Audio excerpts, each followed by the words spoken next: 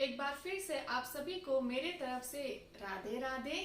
और आज की जो ये वीडियो होने वाली है वो प्रीलिम्स के बुक लिस्ट के बारे में है। किसके बारे में? यूपीएससी प्रीलिम्स के बुक लिस्ट के बारे में है। तो सच बोलूं तो प्रीलिम्स की बुक लिस्ट होती ही नहीं है। इनफैक्ट किसी के पास बुक लिस्ट नहीं होती है। एग्जैक्ट क्या पढ़ना है क्या नहीं पढ़ना है ये किसी को नहीं पता है। पर कुल मिलाकर मेरे पास 5 to 6 बुक्स है, तो वो मैं इस प्रीलिम्स के लिए पढ़ने वाली हूँ और वो मैं आपके साथ अभी इस वीडियो में शेयर करने वाली हूँ। एक बहुत इंपॉर्टेंट चीज आप सबको याद रखना है कि इस एग्जाम के लिए जितना अपना मटेरियल शॉर्ट रखो उतना ही आपके लिए बेनिफिटेड रहेगा, क्योंकि बहुत सारे इंस्टीट्यूट हैं, बहुत सारे टॉपर्स के मॉड्यूल्स रहते हैं, सैम्पल पेपर्स रहते हैं, टेस्ट सीरीज रहते हैं। तो टेस्ट सीरीज तो बहुत इंपॉर्टेंट है, पर वो उसी टाइम दे सकते हैं जब हमने प्रॉपर रिवीजन कर लिया है। मतलब रिवीजन एटलीस्ट एक बार हमने पढ़ लिया है तब हम वो टेस्ट सीरीज दे सकते हैं। और हाँ, जैसे कि मैं बता रही थी कि जितना हो सके अपने मटेरियल को शॉर्ट और छोटा रखो, क्योंकि छोटा इन लाइक स्मॉल रखो उसको, क्योंकि जब रिसोर्सेस बहुत ज़्यादा हो जाते हैं तो टू मच हो जाता है और फिर ये एग्ज़ाम भी हमारे लिए टू मच हो जाता है। और बीच में ही हम बोलते हैं कि यार बहुत ज़्यादा पढ़ना है, बहुत सारी बुक्स है, कंफ्यूजन हो जाता है। और बहुत सारे बच्चे क्या होते हैं कि बुक्स के कारण, मटेरियल्स के कारण अपने फ्रेंड से सुनते हैं कि यार इतने ये बुक पढ़ लो, टीचर से सुनते हैं कि यार ये बुक पढ़ लो। तो क्या होता है कि हम कंफ्यूज रह जाते हैं और कंफ्यूजन के कारण हम एग्जाम भी छोड़ देते हैं और कहीं ना कहीं हमको फेलियर का भी डर होता है। तो एक तो फेलियर से डरना नहीं है, because you need to always remember कि either you will fail or you will learn. So no way you're a failure. So even if you fail, that's not a problem. You will get an experience and you will learn and you overcome it. Okay? So वापस आते हैं हमारे book list पे। तो जैसे कि मैंने बताया कि कोई बुक लिस्ट होती ही नहीं है, पर स्टिल तो let's talk about our so called list. तो लिस्ट के लिए सबसे पहले हम नेहरू जी के स्टार्ट करते हैं। तो नेहरू जी के लिए तो मैं बताऊंगी मॉडर्न इंडिया। तो मॉडर्न इंडिया के लिए स्पेक्ट्रम, तो ये स्पेक्ट्रम है, इसके साथ आप जा सकते हैं मॉडर्न इंडिया के लिए। पर मैं क्या करने वाली हूँ, मैं यहाँ पे पहले ये एनसीईआरटी पढ़ने वाली हूँ, 12th standard NCERT of modern history. मैं पहले एक बार इसका समरी करने वाली हूँ, क्योंकि जब मैं इसका समरी कर लूंगी तब मुझे एक ब्रीफ आइडिया रहेगा कि मॉडर्न हिस्ट्री का टाइमलाइन कहाँ से स्टार्ट होता है और उसमें कौन कौन से कैरेक्टर्स आते हैं, कौन कौन से लीडर्स आते हैं और उसमें क्या हो रहा है। तो मुझे एक आइडिया हो जाएगा। उसके बाद में जब मैं ये पढ़ूंगी स्पेक्ट्रम, तो मुझे एक तरीके से पूरा मेरे माइंड में विजुअलाइजेशन हो जाएगा कि हाँ, मुझे इस तरीके से मॉडर्न हिस्ट्री को याद रखना है और मुझे कोई कंफ्यूजन नहीं रहेगी। तो ये दोनों बुक्स मैं पढ़ने वाली हूँ मॉडर्न हिस्ट्री के लिए। फिर चलते हैं हमारे बजट के पास। बजट मतलब हमारे इकोनॉमी, हमारा फाइनेंस सेक्टर, तो उसके ऊपर चलते हैं। तो Indian economy, so Indian economy के लिए मैं जा रही हूँ नितिन सिंघानिया। सो ये बुक मैं पढ़ने वाली हूँ, पर एज मैंने कहा कि मैं पहले एनसीईआरटीज पढ़ूंगी और मैं अपने अगले वीडियो में आऊंगी कि कौन कौन सी इंपॉर्टेंट एनसीईआरटीज है जो आपको एक बार पढ़ लेनी चाहिए, ताकि आपके माइंड में जो आपके बेसिक्स है वो क्लियर हो जाएगी एक बार। और जब आपके बेसिक्स क्लियर रहेंगे तो ये जो रेफरेंस बुक्स है, जो ये बुक्स है, ये आराम से आपको समझ आ जाएगा। ठीक है? तो मैं ये इंडियन इकोनॉमी पढ़ने वाली हूँ नितिन सिंघानिया की, और ये बुक अराउंड मैंने इस बुक को अभी रिसेंटली परचेज किया है, पर जून में इसका 3rd एडिशन आने वाली है। तो ये अभी राइट नाउ 2nd एडिशन है। और उसके बाद में चलते हैं हमारे एंशियंट और मेडाइवल इंडिया। और एंशियंट और मेडाइवल इंडिया के लिए मैं पूनम दलाल दहिया के साथ जाने वाली हूँ। और एस मैंने बोला, पहले एनसीईआरटी, फिर मैं इसको पढ़ने वाली हूँ। ठीक है?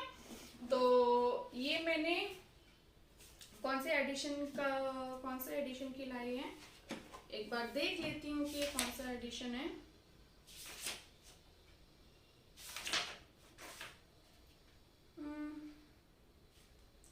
यहाँ पे लिखा तो नहीं है कि कौन सा एडिशन है, पता नहीं। ओके, जो भी है अगर मुझे पता चल गया कि कौन सा एडिशन है तो मैं आपको अगले वीडियो में जरूर बताऊंगी। उसके बाद में चलते हैं हमारे कल्चर के ऊपर, that is art and culture. तो आर्ट एंड कल्चर के लिए आप सेकेंड, मेरे पास तो ये सेकेंड एडिशन है नितिन सिंघानिया, तो आप इसके साथ जा सकते हो। और एक बात बताऊं, देखो गाइस, इस एग्जाम में ना जितना एलिमिनेशन रखो ना उतना आपके लिए बेहतर है, क्योंकि मैं तो इस स्ट्रैटेजी को फॉलो करने वाली हूँ कि जितना एलिमिनेट करो उतना सही। यार मतलब इतनी सारी बुक्स को कलेक्ट कर देते हैं और पढ़ तो हम एक भी नहीं पाते हैं, तो इससे अच्छा यार एक बुक ढंग से पढ़ लेना। तो मानो 50% तो नॉलेज आ गया और 50% 20% अक्ल यूज कर दो, मतलब अक्ल मतलब नॉलेज, या मतलब अपना जो ब्रेन है उसको यूज कर लो और फिर एग्जाम, क्योंकि सिर्फ पढ़ाई पढ़ाई बुक से नहीं होगा ये एग्जाम क्लियर। तो अगर आपको लगता है, मोस्टली मैं तो ये नहीं पढ़ने वाली हूँ, मैंने रखा है अपने रेफरेंस के लिए, मैं mostly art and culture NCERT के साथ जाऊंगी। यार सच मानो ये बहुत अच्छी है और शॉर्ट है और इजी है, क्योंकि देखो अब प्रीवियस ईयर्स के क्वेश्चन पेपर तो आपने देखे होंगे, अगर नहीं देखे तो जाके एक बार जरूर देख लेना आर्ट एंड कल्चर के और हिस्ट्री के। मोस्टली यार पता नहीं कहाँ से देते ये क्वेश्चंस, पर जहां से भी देते हम इस बुक से कितनी बार भी रट ले। मैं सच बोलूं, मैंने इसको 2 बार पढ़ लिया है, पर फिर भी पता एग्जाम देखती हूँ तो ऐसा लगता है यार कहाँ से दे दिया। चलो जो भी है, एटलीस्ट ऐसा तो रहता है कि हमने पढ़ा तो नहीं है, मतलब एक बार पढ़ तो ले। तो मैं तो इसके साथ जाऊंगी और इसको मैं एक बार जरूर पढ़ूंगी और रेफरेंस के लिए मैं फिर ये Nitin Singhania just for a glance में देखूंगी।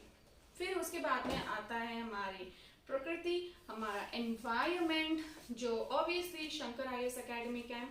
तो ये 8th रिवाइज्ड एडिशन है, तो मैं इसको सिर्फ मैं एनवायरमेंट के लिए सिर्फ इसी को फॉलो कर रही हूँ गाइस, ठीक है। और फिर उसके बाद में आता है हमारा संविधान, हमारा कॉन्स्टिट्यूशन, हमारा लॉ, और वो है सबका प्यारा लक्ष्मीकांत, और वो है इंडियन पॉलिटी।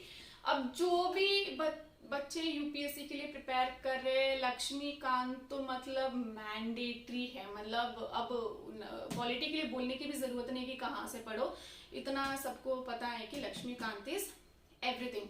अब मैं सच बोलूं, मैंने 2 बार लक्ष्मीकांत पढ़ लिए, पर मैं जितनी बार भी इसको पढ़ूं मुझे ऐसा लगता है यार एक नया कॉन्सेप्ट कहाँ से आ गया है, यार ये अभी मैंने नया सीखा है, यार ये कहाँ से, मतलब ये कैसे। तो मतलब इसको जितनी बार भी तुम पढ़ो ना उतना कम है, मतलब ये ऐसी बुक है। तो आप इंडियन पॉलिटी के साथ जाओ लक्ष्मीकांत, और उससे पहले मैं ये एनसीईआरटी पढ़ने वाली हूँ, क्योंकि इसमें जुडिशरी, हमारा फेडरल स्ट्रक्चर, हमारा एग्जीक्यूटिव सब एक मतलब प्रॉपर वे में एक्सप्लेन मतलब किया गया है यहाँ पे, तो यहाँ पे समरी हमको अच्छे से समझ आ जाएगी।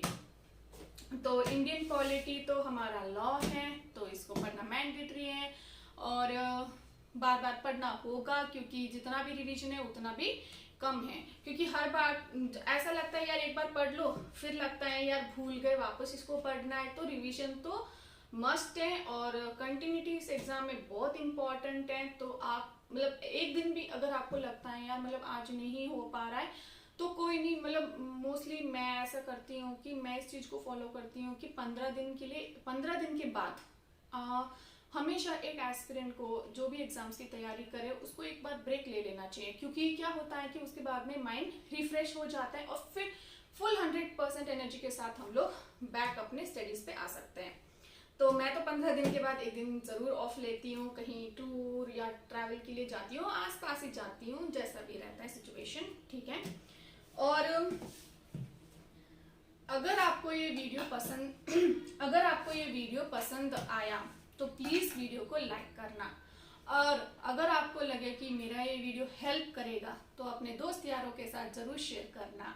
और हाँ, अगर मेरे चैनल को सब्सक्राइब नहीं किया है तो प्लीज सब्सक्राइब कर लेना। और थैंक यू और राधे राधे आप सभी को।